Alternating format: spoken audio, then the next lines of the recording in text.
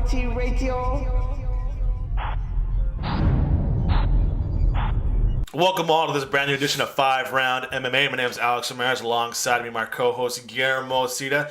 Albert Cita. Today's show, we got a lot to talk about GSP back in the testing pool, the return of BJ Penn, or the return, the rumor return of the BJ return of BJ Penn. The return of a great American, Tim Kennedy, maybe. Did you get that from BJPenn.com? I think so. It might not be. It might not be right. It might not be accurate. Also, talk about what makes a fighter capable of being in a super fight. And then we approach fight week. Yeah, fight week coming up too. All this good stuff coming up. UFC 200 or 202. I'll tell you right now, the Cita clan is in full force for that event. Yeah. We got tacos and everything. There you go. So let's get started, guys, with round number one. We're gonna start the timer for me, please. Let me get that out for you. But in the meantime, football's back in LA. Yeah, LA made that good comeback against Dallas. I officially left Dallas because the way I see it, Jerry Jones betrayed me. I didn't betray the Cowboys. Jerry Jones betrayed me by keeping Tony Romo and not stacking him, even though that backup quarterback was pretty good. Yeah, I actually liked him, but screw it. So I'm committed. I heard Jared Goff did really bad yesterday. Yeah, he did. He was. That's a bad sign. He had a rocky start, but the Rams came back up and won that game. And it's preseason. Yeah, I'm just saying they were pumped up for that game. And if you saw the Seahawks game, they were pumped up for that game. Preseason's pumped up, bro. more. Oh, and I said the Cowboys, didn't they? And before we start, I saw Sausage Party. Dude, that thing will mess you up, bro. But make you a vegan or what? Not vegan, just mess you up in the head. All right, let's get back to MMA. So round number one, news broke on Wednesday that GSP has entered the testing pool. I guess he's back in, or is back in the USADA testing pool. He does not want the special exemption that Brock Lesnar got, that even though he still failed for it, that he wants to be back in the testing pool. How do you get a special exception and still fail? I don't understand. It's because you're Brock Lesnar, you don't care as long as you get a payday. So he said that, I don't want to be exempted. I want to be in the testing pool like every other fighter. So this pretty much means that he's gonna fight pretty soon. It makes sense that he doesn't want the exception. I mean, that would make him look like a hypocrite when he's the one calling out for all these. That's the reason he left, supposedly. Yeah. So I think that's good that he joins the general pool. So time frame on his return. End of the year? Well, you tell us. How long does that take? Well, I mean, I think now, if he's entered it now, that means they could probably test him today. Well, they announced sometimes a week. They already announced that Tyron Woodley's going to face Stephen Wonderboy Thompson. They said that's probably the for sure thing that's going to happen. So I'm pretty sure he has up until whatever happens in that fight, and then they'll book the date. So I'm thinking it has to be next year, maybe around January. But the guy's 35, been out for 3 years. Man. I don't know if you go straight from a title shot. That's something I'm saying. Maybe you give him. Well, you have to. He never lost a belt. He never lost a belt. I'm just saying the long layoff, the age. Don't you want to see where you're at first? I think the whole thing about Tyron Woodley is a different conversation. We have a different round, but I think that it's more Tyron Woodley not being on the level of GSP. Yeah, don't get me wrong. I still favor GSP against Tyron Woodley, and I think that's one of the main reasons he's coming back. I think that split decision loss to Johnny Hendricks had him questioning his skills, but I think after watching some of these top welterweights, he's like, dude, come on, bro. I can lay and pray these fools all day long. Yeah. Especially, I bet you saw Stephen Wonderboy Thompson. He was drilling. He's like, dude, I'll take him down. I'll keep him down. I won't do nothing, but I'll keep him there. Yeah, in a quote, he said that GSP said, we're taking it again. I'm starting the USADA testing process to be tested. I'm starting it today in Las Vegas. So this was on Wednesday. So he's already paperwork's already filed. He's already going to get But I'm not going to lie. I miss GSP, bro. What? I miss him. I miss the guy. Thank you, guys. I was a GSP fan from day one. Oh, you guys are haters, but he always left a bitter taste in my mouth. But I miss the guy. No, I don't miss him at all. I don't miss BJ Penn, but I do miss GSP, bro. The professionalism. Yeah, I need to see some true professionalism in UFC right now. Not just a fighter and athletes. Because GSP's like in the borderline. He's not a great fighter, but an athlete, right? Because they show him doing like super like gymnastics training for fights. But that's part awesome. Of his criticism is maybe too professional. My criticism was that he was Canadian, but other than that, there's nothing wrong with GSP. Yeah. I still remember the whole Nate Diaz thing where like supposedly he got out of line and he still apologized for what he did. So that wasn't right of me. But I think that hurt him because of his professionalism, making these fights bigger than they could have been. I mean, like the whole Nick Diaz this fight, man, that could have been a blockbuster fight. Yeah. But I think it was. I think it could have been even more. I'm saying if that was Conor McGregor, I mean, look. Well, and then also too, GSP. What's this most quotable line for trash talk? I wasn't impressed by your performance. Man, it's so good. He said that. Oh man, that was so good though. No, he didn't. It's different from Conor McGregor. And I think GSP was about to apologize too on that one, and they had to stop him. But I mean, like you said, Cameron, this is a good example of a guy, one of the top guys ever, saying, you know what, yeah, get me back in the pool. You know, even though I'm thinking about a comeback, I still want to be prepared. I don't want to be in this shady Brock Lesnar business where, I'll come back in 2 weeks, so let me get tested here. So, I mean, Brock Lesnar, we all know what that is. Yeah, I honestly believe he has like at least 2 more good years in him. The guy's only 35. And that Johnny Hendricks fight, it was a tough fight, but I really do think he kind of got burned out. Yeah. If you really think about it, the guy really packed on a lot of fights as champion. I don't know. I about Johnny Hendricks, but this was prior to the testing, and ever since like Johnny Hendricks is he not just completely deflated his career since like. For a while now, so who knows what Johnny Hendricks was on? I'm not saying anything, but it's kind of speculation. We're not implying nothing. We just saying. The evidence is there. But I mean, like you talk about GSP having a the lot proof is in the pudding. Exactly, that's a good quote. He had a lot of title defending fights, but if you look at all his fights, which I can see on his Wikipedia, I mean, he fought twice in 20. They all went 25 minutes too. Yeah, he fought twice in 2013, once in 2012, once in 2011, once in 2010. I mean, he had a lot. He was one fight a year basically for 3 years. But that was also before the heavy schedule. Now, who knows if he still ran at the UFC? He'd probably fight 2-3 times a year, like Holly Holm or Ronda Rousey did. You know what I mean? Though I mean, Holly Holm fought like with that average of 2-3 times a year since she's only been in the UFC for like 2 years already. So I mean, now with the heavy schedule set, who knows how many fights he could have had if he didn't lay off. So I mean, I think it's good to see GSP saying take the initiative, like you said, be the good example, the professional athlete, GSP, not being a hypocrite. No, if he gets caught, man. So.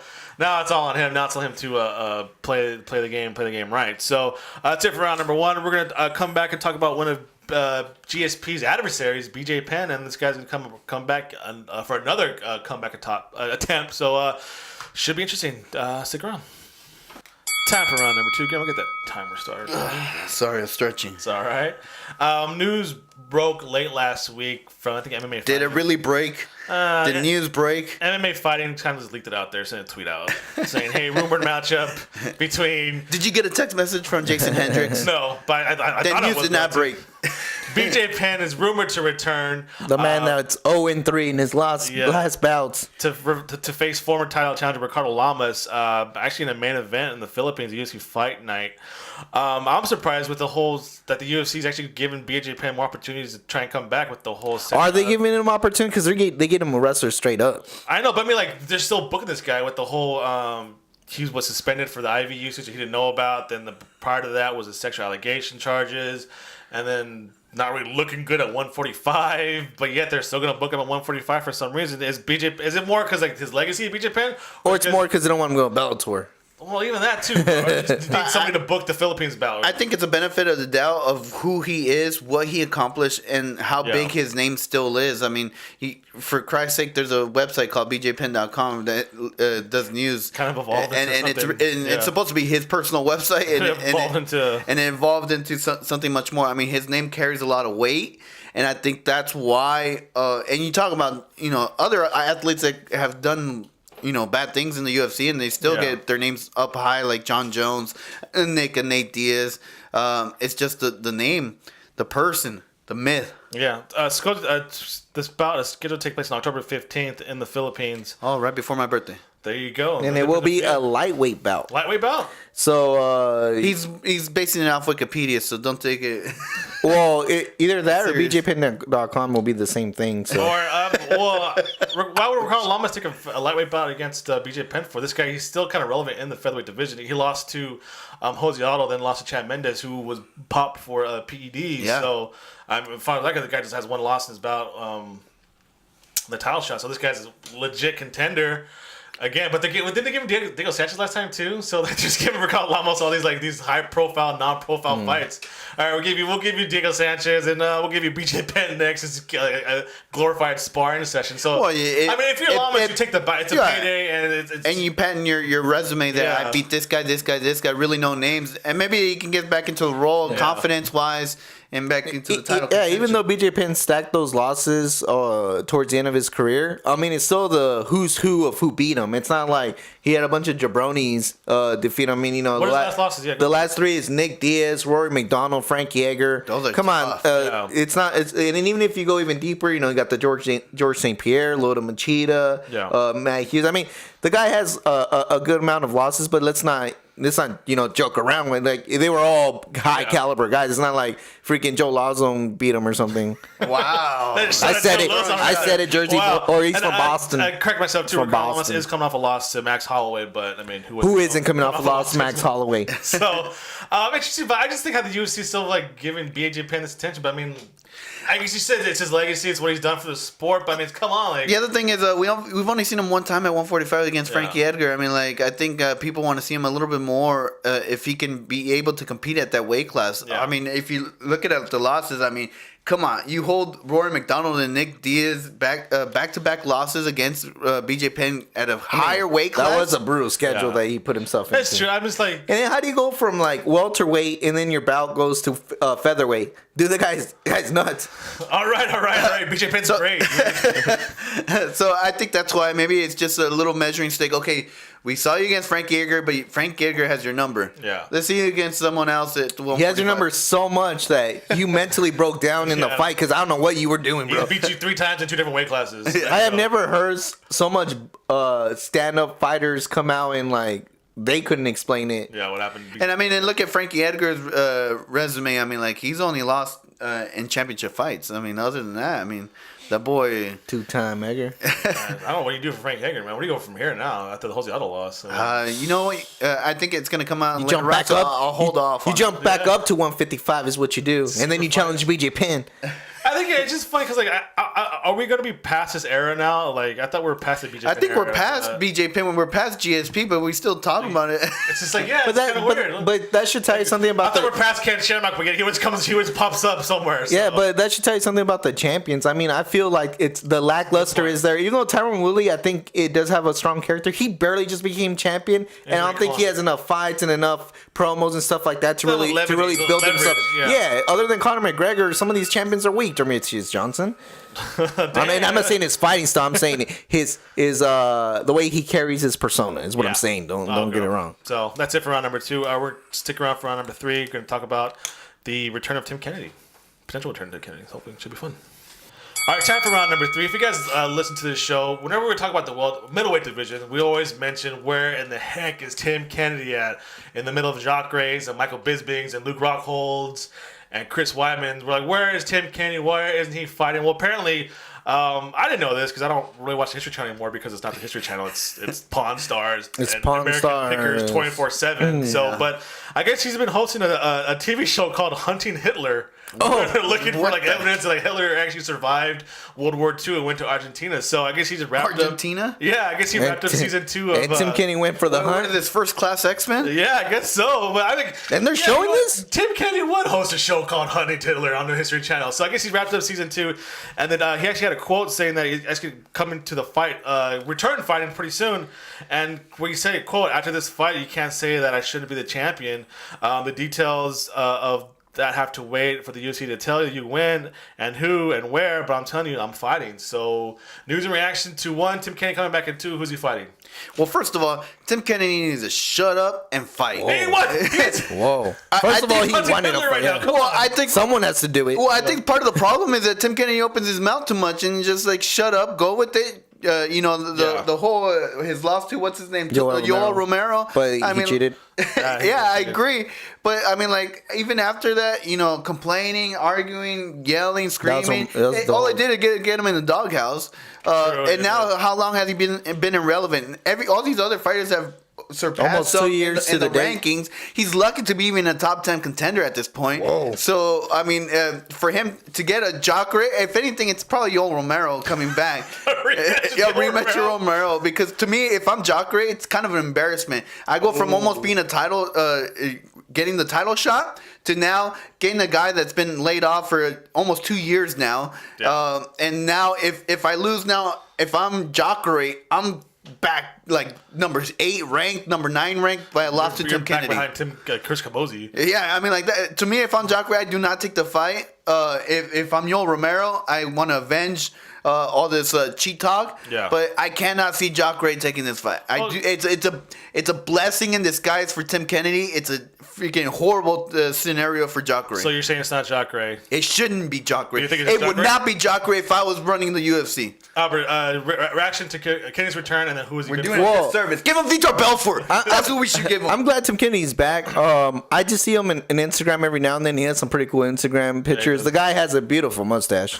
Let's get that out of the way. Let's get the elephant out of the room out of the way. He has a beautiful mustache. Well, that's kept him in the top 15. Actually, Yeah. mustache alone. Actually, yeah, you're right. He's not even top 10 anymore. He's number 12. Well, yeah, when you're out for like almost 2 years. But I heard it was more because of Hunted Hitler, by UFC. the Because way. like every single time I saw someone drop out, I would see Tim Kennedy tweet. Yeah. So I don't know if they just wouldn't hook him up or what. But the point is, I want to lean towards Jacare. But now that I think about it, maybe they want an all-American bash. Yeah. And do Chris Weidman versus That makes more sense. Tim Kennedy. Winner represents America for life, I think. Winner gets to carry the flag no matter Yeah. what. No, Flag on a pole match. disrespect to Chris Weidman, but Jacare, after this Jacare middleweight, should be number one contender. should be number Yeah, one. completely He agree with should you. be fighting for the belt. So Jacare technically should just wait it out.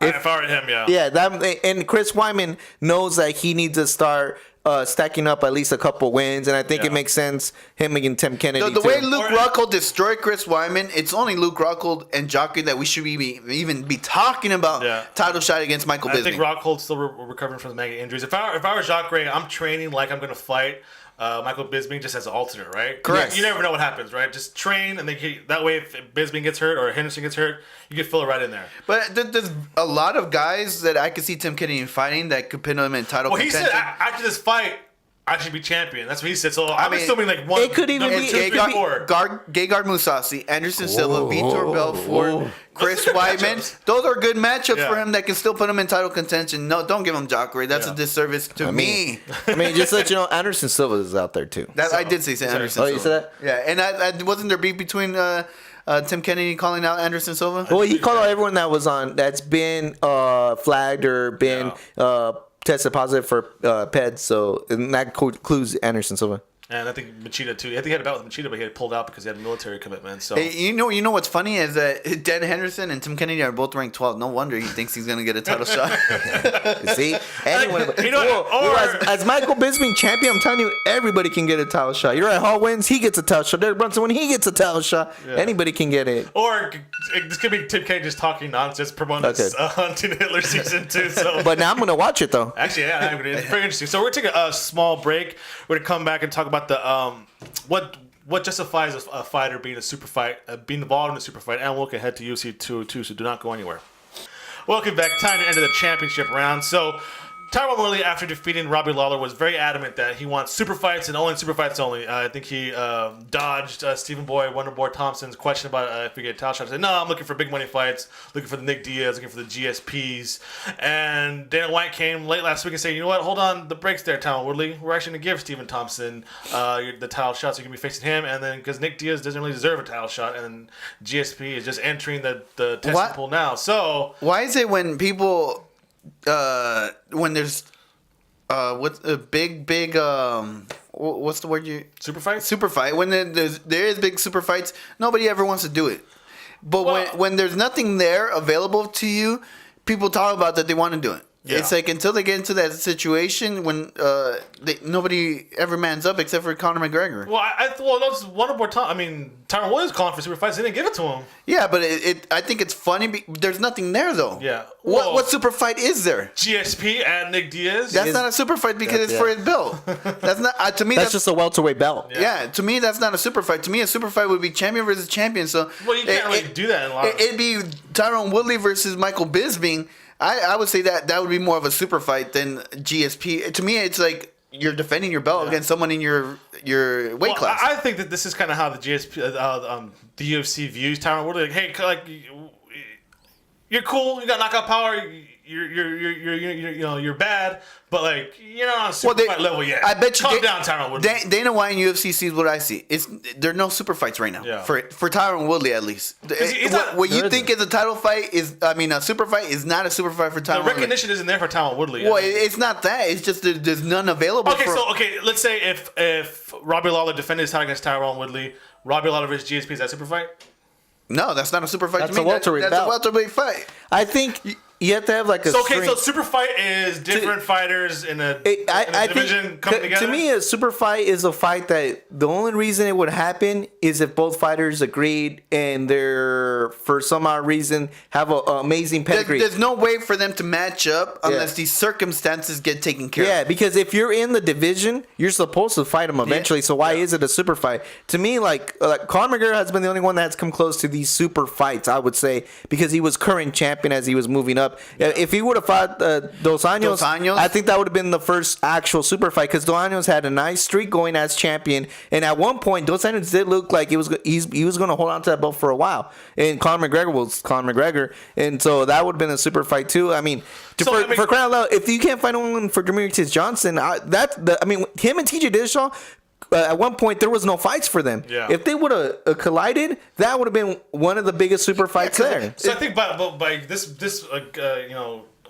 guidelines, these credentials, I think the last super fight they had was GSP versus BJ Penn, right? When they're champion versus champion. Yeah, I mean, if you think about it, BJ Penn's the only one to ever really do super fight before Conor McGregor, because I think that Nick Diaz is kind of a super fight because there's a lot in play. You know, nobody would have at 145 to 170, nobody would have freaking done that. Except even for Conor current McGregor. champion now, bantamweight champion Dominic Cruz is calling for super fights, but nobody's really like paying attention to him. It seems like he wants 145. He's talking about maybe Mighty Mouse coming up and fighting him. Well, the thing is, why is nobody listening to him? But the thing is, there's plenty of fights at 145, 155 for those individuals. That's the real issue. So it's not the fighter themselves. It's not that 135. the UFC doesn't see Tyron Woodley or Dominic Cruz as super fight material. Well, no, they are super fight material. Yeah, because Dana White technically yet. said Frankie Edgar and Jose Aldo was a super fight. I was like, dude, please, that's a joke. He went down to the division. Because even if you take Frankie Edgar, and this is the closest to a super fight that we could potentially, versus Dominic Cruz,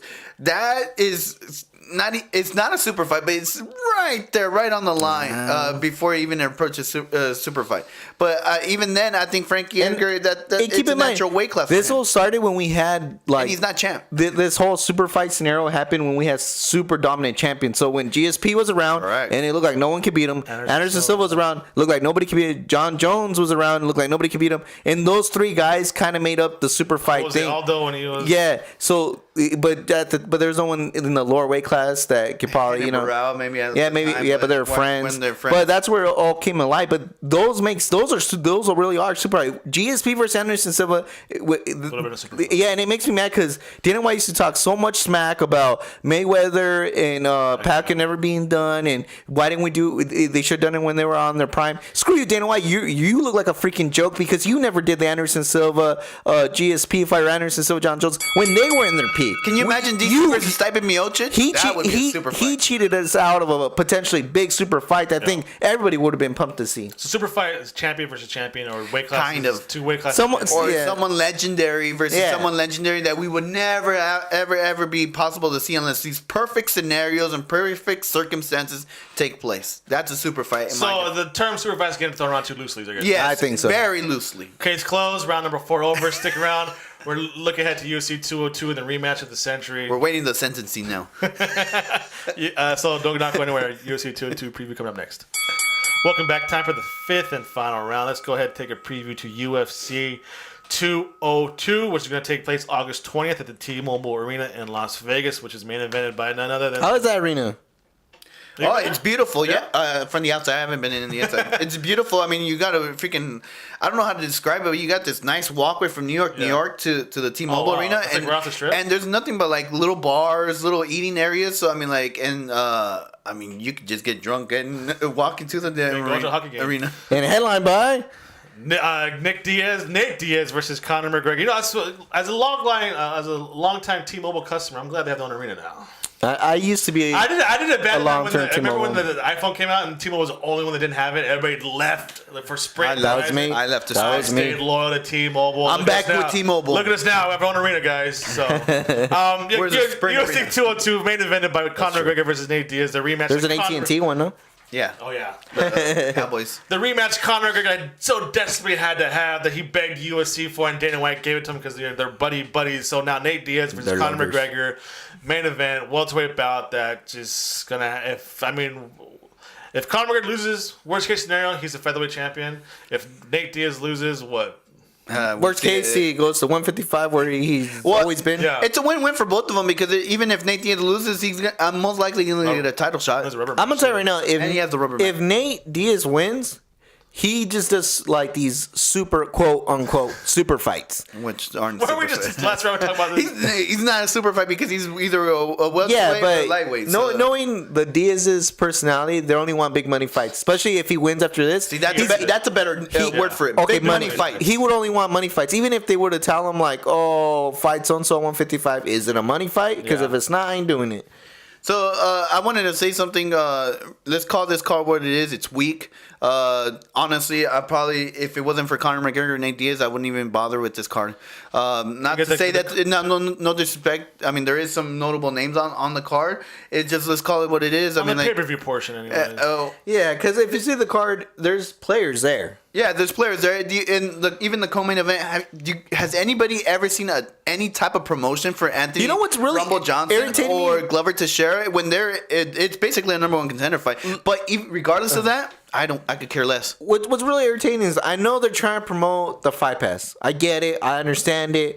It's just irritating that there's the last three, I think, bouts that they put in the Fight Pass are very good fights. That I'm like, man, come on, let's keep it real. Are people going to purchase Fight Pass for those fights? No, but they're good matches to add to the stackness, I think. I would tune into Fox Sports 1 to watch these. You know what I mean? Yeah, and I really do think they messed up there. I understand it though. They still try and drive out the Fight Pass, but just quit, bro. But Just quit. it's funny. Do you remember like back when they weren't having so many pay-per-views and so many events during the year of the UFC?